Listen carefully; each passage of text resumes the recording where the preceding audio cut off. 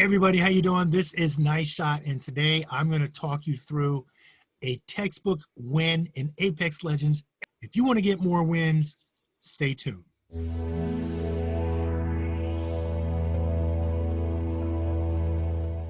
Hey, what's up, everybody? Nice Shot here with another tutorial on how to get more wins in Apex. Look, I'm going to get right into it. We have all been there.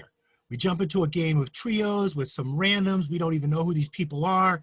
And you're really excited, thinking you're going to get the dub. And all of a sudden, this one person runs off on their own and gets down and then is begging you to come save them. And then when you don't, they get pissed off, they rage quit. And it's like, okay, whatever.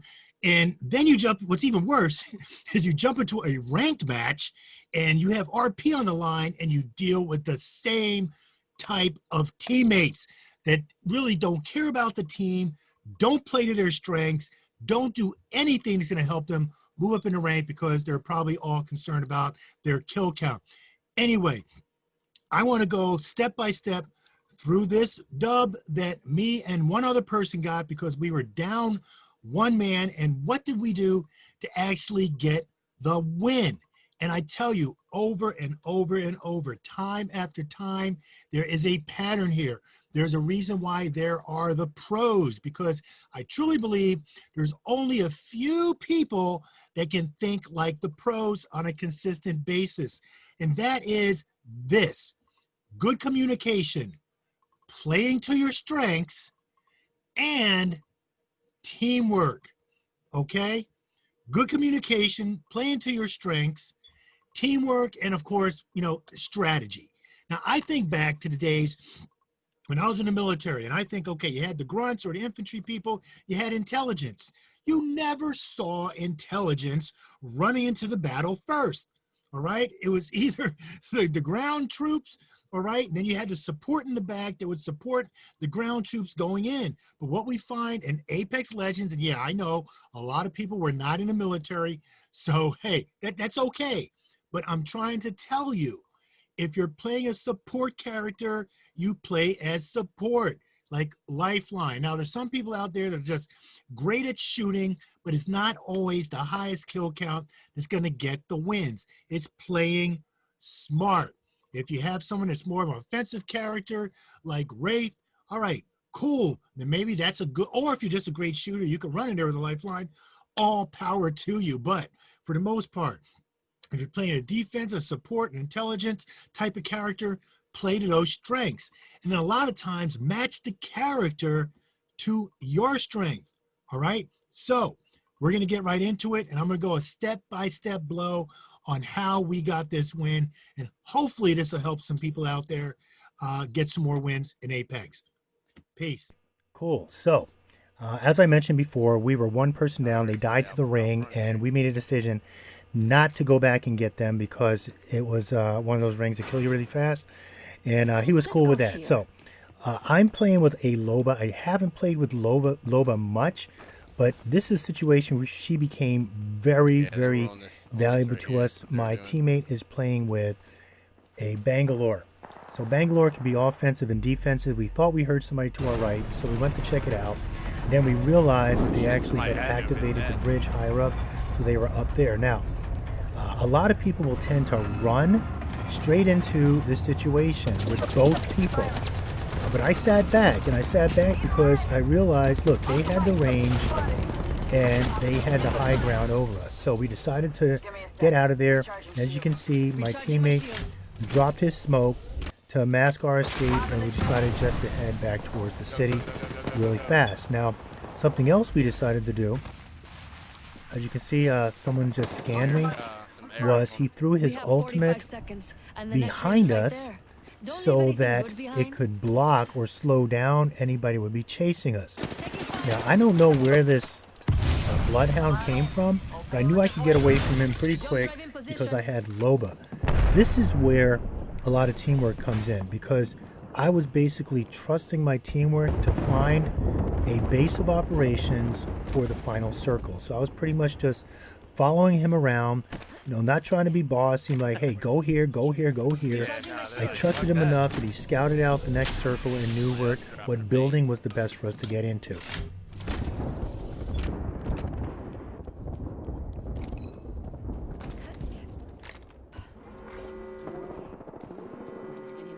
Now, one thing to notice is that when I went into this building, I realized that there were a lot of entry points. There was that door, there's the stairs to the right, but as you go into this back room, there's 2 entry points, which are each of the doors. Now, that way we cannot get flanked. If we both go to each side of the room, we can get somebody caught in the crossfire. Most likely, they're going to be focused on one person, especially if they go in as a singular person. But a lot of times, even if they go into a team and one person is kind of very noticeable, they don't really notice the other person, and that allows your teammate to flank them or get the easy kill. Now, we knew that there was somebody to our right, but we also knew that we didn't have any grenades and wanted to make sure we were stocked up. So I dropped the marketplace, and right now we're just kind of deciding, who should get the backpack, the helmet, the gold. What else was there? Body shield. What happens in a lot of matches, I see someone sees gold and they automatically think, you know what, I want to grab all the gold. But we were thinking, okay, who could benefit the most from having the gold? So that's another thing to think about.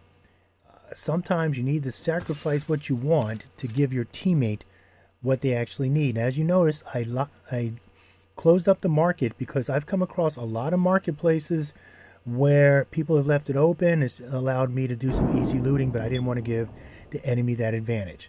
So I'm staying in the back room. We knew that they would eventually come into this building.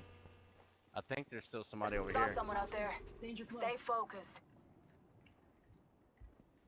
I hear Octane outside. Yep, there he is. Enemy in sight. I don't have any nades though. Tango spotted. Danger close. Now my teammate eventually tells me that he doesn't have any grenades, so I put my marketplace down again. Let's do some shopping and see if we can stock up on grenades. Now grenades, I particularly like the thermite because they can be used not only to be an offensive measure, but also defensive to slow people down and might try to rush you, and it blocks the vision a little bit. So as you can see, you got attacked. I flanked the person, got him from behind, and they went down. Now, a lot of people would start to res right now. I wanted to make sure someone was not going to come up to the stairs, so I threw my thermite down to block that. Now, someone came in, and again, they were not expecting me to come up from behind for the easy kill. Again, it is so important to know how to flank and to do what they least expect you to do. And then focus on him.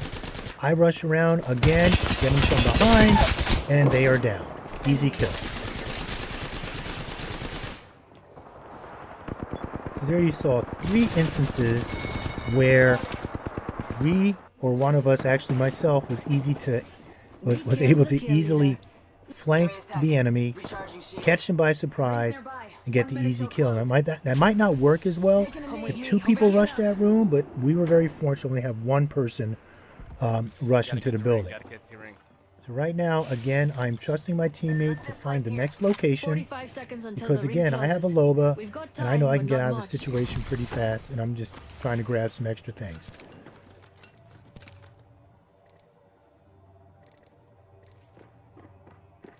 Gonna check this out. At this point, I was a little confused on where he was. I was able to locate him. I knew that I could transport really quickly his Loba to get to his spot.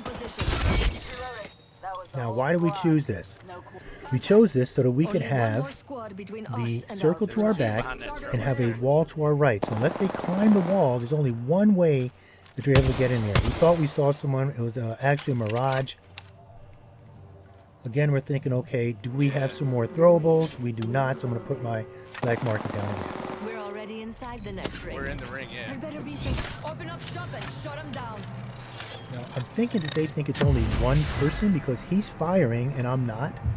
So I'm going through, but just as I was able to grab something, somebody came in and started attacking. As you notice, earlier in the game, I switched out my Havoc for a Devotion. And I did that because I knew the Devotion would hold more ammo.